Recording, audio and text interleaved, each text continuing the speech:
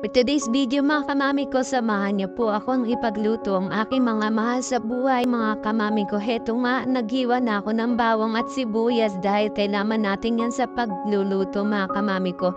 Talagang hindi po mawawala ang bawang at sibuyas. Maghihiwa na nga rin po ako dyan ng cabbage mga kamami ko. Yan po ang gagamitin nating gulay. Magsasama nga rin po tayo dyan ng konting carrot mga kamami ko dahil yan din po ang magpapasarap at magpapadagdag sa atin ng gulay, carrot at hiniwa ko nga lang na maliliit para magluto tayo ngayon ng Mickey Pansit Gisado mga kamami ko. Magre-ready na nga po ako ng kawali. So lalagyan ko ng mantika at igigisa ko na ang bawang sibuyas. Ganyan nga lang po ang aking pagigisa mga kamami ko. Hindi ko masyadong tinatoasted ang bawang kasi nga medyo papait.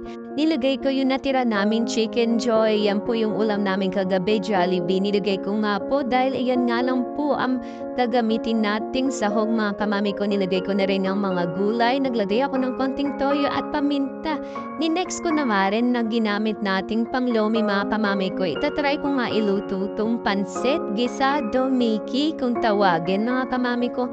Mukhang masarap, kakapanood ko malang ito sa YouTube. Doon ko nga lang siya nakuha ang recipe nito mga kamami ko. Tinaray ko kasi nga dahil meron kaming panglomi. So lagi na lang kami naglomi at may sabaw. So itatry ko po ang pansit gisado mga kamami ko. Ito po ay walang sabaw.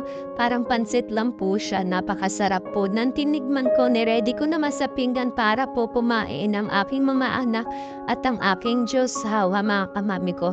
Naway magustuhan po nila. Pagkatapos ko nga magluto mga kamami ko ng pansit gisado Mickey, nag-fried rice po ako dahil meron po kami natirang kanin.